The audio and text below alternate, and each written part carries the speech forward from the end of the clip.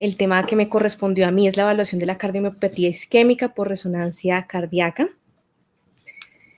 Entonces, como grandes objetivos, quisiera hablar de la utilidad y de las indicaciones de la resonancia magnética en corazón en dos eventos o en dos escenarios de la cardiomiopatía, en los escenarios agudos, en los escenarios crónicos.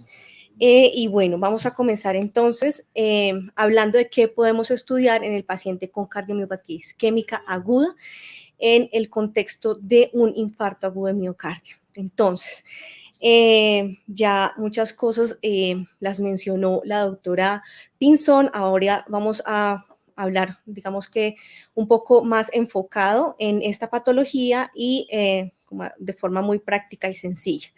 Entonces, estos son los 5 puntos de vital importancia que podemos evaluar en este contexto agudo y vamos a empezar hablando por el edema miocárdico. Entonces, el edema miocárdico se evalúa en secuencias de sangre negra potenciada en T2. La resonancia es la única modalidad de imágenes no invasiva pues, que permite evaluar esta condición.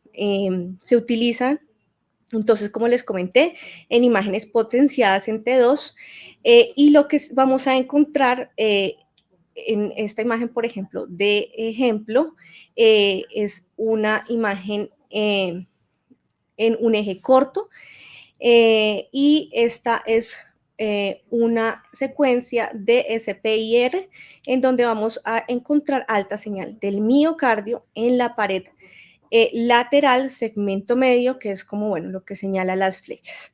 El otro miocardio, el miocardio sano, preservado, se ve de una señal más intermedia. Este es un fenómeno que es transitorio, resuelve en 6 meses después del infarto de miocardio, pero pues es de una evaluación muy útil en las condiciones agudas porque el edema se asocia a pronóstico, a mayor extensión. Cuando hay mayor extensión del edema, entonces vamos a ver mayores volúmenes ventriculares en el contexto agudo y también a largo plazo, va a haber peor función sistólica y también vamos a encontrar asociado mayor alteración de la microcirculación. Entonces, este es otro ejemplo en donde pues quiero mencionar lo siguiente. Muchas veces estas secuencias de potenciadas en T2 para evaluar el edema miocárdico no son fáciles porque esta es una secuencia que es muy susceptible a presentar artefactos de diferentes índoles, ya sea por artificios de movimiento, por arritmias. Entonces, muchas veces no es tan fácil hacer esta evaluación. Por ejemplo, en este paciente, vemos como algunas áreas de mayor señal, pero no es tan claro. En general, el miocardio se ve como todo de señal intermedia y tal vez aquí hay unas áreas lineales subendocárdicas como pobremente definidas de alta señal. Es aquí en donde la evaluación multiparamétrica aporta gran información porque como lo mencionó la doctora Pinzón, en estas secuencias lo podemos evaluar de forma cuantitativa el edema miocárdico. Entonces, esta es una imagen de mapa de T2. En este caso, aquí lo que estamos viendo es la imagen morfológica con un mapa de colores y vamos a ver cómo el miocardio sano se ve de color azul. Esto se ve reflejado más o menos en valores sobre los 50 milisegundos y vemos cómo en el área en donde había dudas de la presencia del edema, vamos a encontrar que hay mayor, pues que en la cuantificación, si ponemos un ROI, probablemente está mayor a 60, 70 milisegundos, lo que pues refleja edema. Y en este paciente podemos corroborar acá en la imagen de la derecha, cómo esta zona de edema corresponde a un infarto transmural y acá pues esta flechita está indicando en este caso obstrucción microvascular, que vamos a hablar de esto más tarde. Entonces, también una función demasiado importante de la resonancia de corazón es la evaluación funcional ventricular. Entonces, como sabemos, la resonancia magnética es el gold estándar para cuantificar volúmenes ventriculares y por lo tanto, pues la estimación de la fracción de eyección se utiliza, como lo mencionó ya la doctora, imágenes en cine, en secuencias de SSFP. Acá nuevamente mostramos el video en donde pues podemos ver cómo hay una... discúlpenme, vamos a ponerlo otra vez. En la pared lateral, perdón, hay una hipoquinesia de la pared lateral y en este paciente puntualmente, que es de la institución, encontramos fracciones de eyección disminuidas sobre el 45% del ventrículo izquierdo. Adicionalmente, es muy útil pues para la evaluación del pronóstico, nos determina la función sistólica basal y muchas veces esta disfunción contráctil puede ser transitoria. Bueno, otro aspecto muy importante a evaluar es el estado de la perfusión microvascular mediante una secuencia que se llama la secuencia de primer paso o first pass perfusion, y lo que evalúa esta secuencia es si hay disfunción microvascular.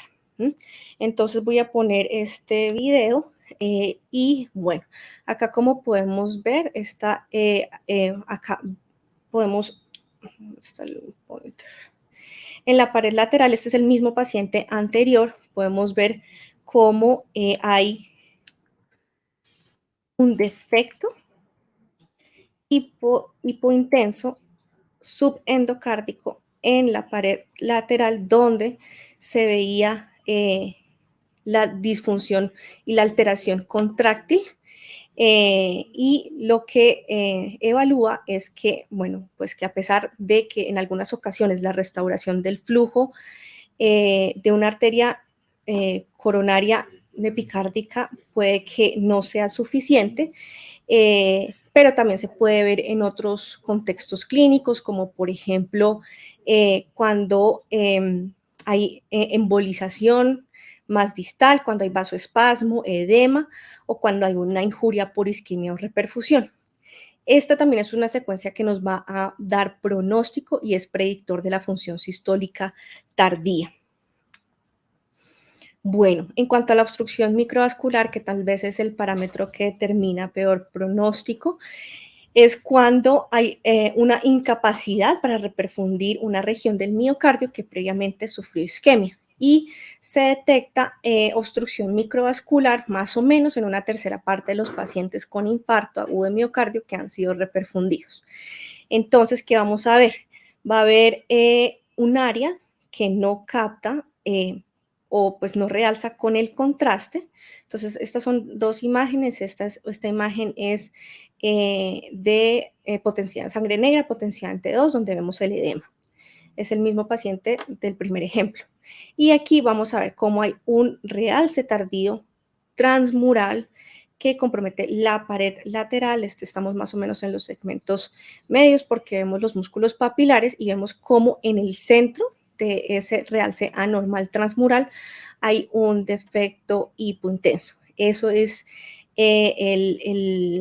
representa la obstrucción microvascular y es un indicador de daño microvascular más grave. También se asocia a disfunción sistólica y a dilatación del ventrículo más grave.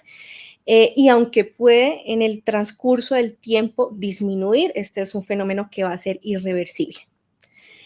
Y por último, y tal vez de las secuencias también pues más importantes en este estudio, es pues la evaluación del realce tardío y la extensión de la necrosis transmural. Entonces, la resonancia magnética es el método que es capaz de evaluar la presencia de necrosis miocárdica de diferentes etiologías, ya sea isquémica o no isquémica, como lo comentó la doctora Pinzón. En la patología isquémica que vamos a ver un realce tardío subendocárdico o transmural.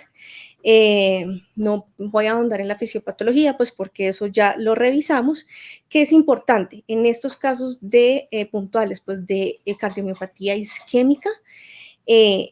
lo que vamos a evaluar es la extensión de esa necrosis para determinar si el paciente es candidato o no de revascularización.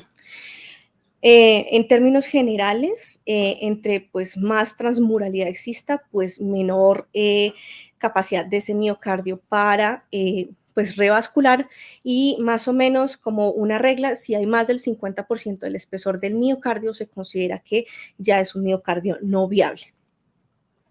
Listo, finalizamos entonces con la sección de la patología en un contexto agudo. Ahora vamos a evaluar la cardiopatía isquémica en un contexto crónico. Entonces, estas son las los 6 parámetros que podemos evaluar. Vamos a empezar entonces con la función sistólica, como evaluamos anteriormente. Bueno, la resonancia nos da parámetros o nos ayuda a evaluar parámetros tanto anatómicos como funcionales. En este caso puntual, ¿qué podemos evaluar en la anatomía? Adelgazamiento miocárdico. Entonces, en los pacientes con isquemia crónica, en donde hubo necrosis, donde hubo un daño miocárdico, ese miocardio se va a adelgazar, va a persistir la contractilidad segmentaria en un territorio coronario y vamos a encontrar la función sistólica alterada.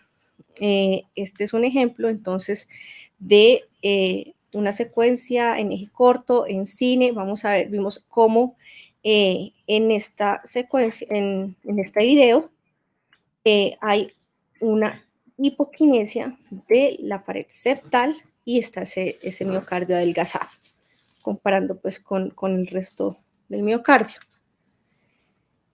También podemos evaluar la detección y la cuantificación de necrosis por medio de realce tardío, como lo comenté anteriormente. En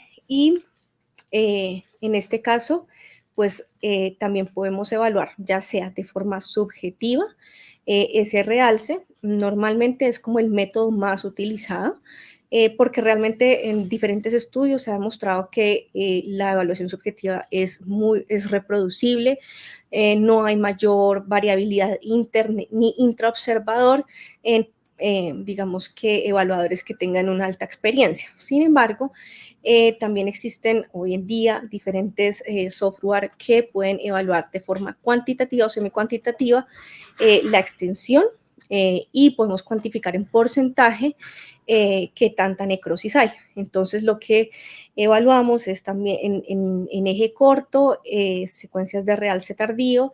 Lo que vamos a realizar es, bueno, de forma semiautomática, realizamos como los contornos cardíacos, le indicamos al software dónde, o con un ROI, como con una ventana, cuál es el miocardio normal, que es este que vemos de baja señal, y acá pues ya está alumbrada de color rojo. En este caso pues es donde está la cicatriz. Entonces evalúa pues también la transmuralidad, y por medio, ya hay diferentes técnicas, hay más o menos 7 técnicas para evaluarlo, pero pues digamos que las más utilizadas son por desviación estándar, y acá es un mapa polar en donde pues evalúa como la extensión, y al final nos va a dar un porcentaje de qué tanto miocardio está afectado.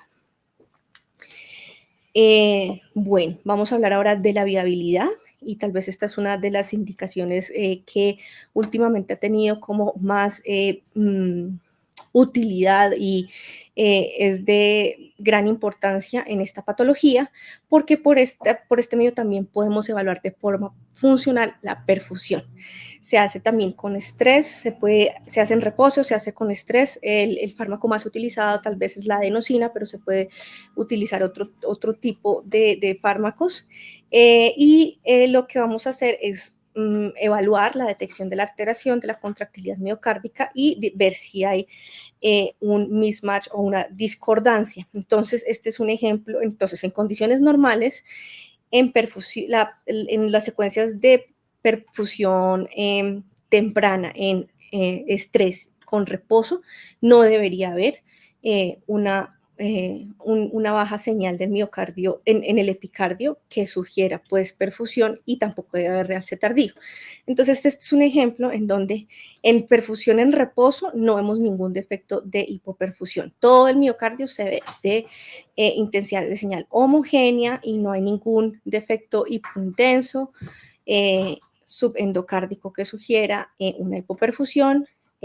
Sin embargo, en las imágenes de perfusión con adenosina vemos cómo se reproduce esa imagen anormal. Esto es lo anormal. Esta imagen como en banda subendocárdica, en un segmento, el segmento inferoseptal, que adicionalmente en el realce tardío no presenta realce tardío. Entonces, esto representa a un miocardio hibernado, significa que es un miocardio que tiene, que es viable para hacer eventualmente algún manejo posterior. Bueno, y este por el contrario es un ejemplo en donde no hay viabilidad. ¿Por qué? Porque en secuencias, esta es la secuencia de primer paso de perfusión temprana, donde vemos el defecto pues, de perfusión en la pared septal, que en las imágenes en eje corto, realce tardío, vamos a ver cómo hay realce anormal subendocárdico en esta misma localización. Eso significa que es una isquemia que no es reversible y el daño miocárdico ya está establecido. Adicionalmente, podemos cuantificar la insuficiencia mitral, ya sea de forma cualitativa o de forma cuantitativa con secuencias de contraste de fase, en donde podemos calcular volúmenes regurgitantes, flujos y cuantificar las diferencias como de los volúmenes para determinar si hay un porcentaje de regurgitación significativo después de un infarto. Bueno, ya las últimas diapositivas para hablar de otros hallazgos en el contexto crónico, y es que en estos pacientes pues también podemos encontrar aneurismas ventriculares, trombos intracavitarios, metaplasia grasa. Entonces estos son unos ejemplos en imágenes. Esta es una imagen en cine, ya la pongo en reproducción, en donde se ve una morfología completamente anormal del ventrículo izquierdo, en donde se va a ver el ápex completamente dilatado, abombado. Esta pared está adelgazada, a diferencia de los segmentos laterales o el septum, que conserva su grosor normal, y adicionalmente va a tener una alteración segmentaria pues, de la contractilidad, en donde vamos a ver casi que aquinesia del ápex. Y en la imagen de la derecha vemos cómo se observa el realce transmural tardío, pues que corresponde pues a cambios por la cardiomiopatía isquémica. Acá también quería mostrarles en esta imagen de cine cómo en este paciente se ve esta imagen de baja señal cuando la válvula mitral cierra, que corresponde a un jet de insuficiencia. Otra indicación muy clara y súper importante que podemos evaluar en la resonancia cardíaca es la presencia de trombos intracavitarios. Entonces, la presencia de trombos intracavitarios se ve, pues como ya sabemos, en pacientes que tienen la función sistólica importantemente disminuida, en donde por, digamos que mecanismos fisiológicos, va a haber menor, o sea, el flujo se va a ver disminuido y va a ser susceptible pues a la generación de trombos. Entonces, ¿qué vamos a ver? Especialmente para la evaluación de trombos necesitamos evaluar las imágenes de realce tardío con un tiempo de inversión larga que varía. Los tiempos varían de acuerdo a la magnitud del resonador, es diferente en 1.5 a 3 teslas, y esto es, para nosotros es muy importante que toda la información clínica que ustedes nos puedan dar la administren, porque muchas veces en una secuencia de realce tardío con tiempos de inversión normal podemos no ver los trombos intracavitarios, porque, como les comentaba, para ver de forma adecuada los trombos intracavitarios requerimos de tiempos de inversión largos. Entonces, esto es como una de las cosas importantes. Y aquí podemos ver pues, el mismo ejemplo, en donde en el ápex hay un adelgazamiento mural y un realce transmural tardío, y esta imagen de baja señal corresponde al defecto intracavitario, que en este caso pues no realza, es típicamente la imagen de un trombo. En la imagen de al lado también estas imágenes de defectos intracavitarios los podemos evaluar en la perfusión de mi primer pase, porque va a haber un defecto de llenamiento. Entonces, cuando se opacifican las cavidades cardíacas, después de la administración inmediata del medio de contraste, pues toda la cavidad se debe ver de alta señal por el contraste, y en este caso se ve esta imagen redondeada en el ápex, que pues corresponde a esta imagen, en realce tardío, y es el trombo.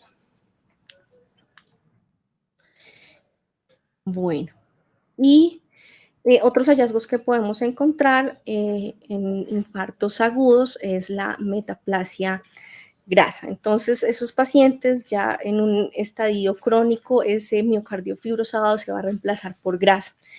Y lo vamos a ver puntualmente en imágenes em, de desplazamiento químico. Entonces, aquí en esta imagen lo que vamos a ver es este paciente tiene una metaplasia septal en segmentos mediales apicales, y se va a ver cómo esa imagen, estas lineecitas de alta señal entre una imagen de baja intensidad de señal, y eso se produce por, digamos que la diferencia entre las moléculas de agua y las moléculas de grasa, y cuando lo evaluamos en realce tardío, pues va a haber un realce transmural en esta misma localización.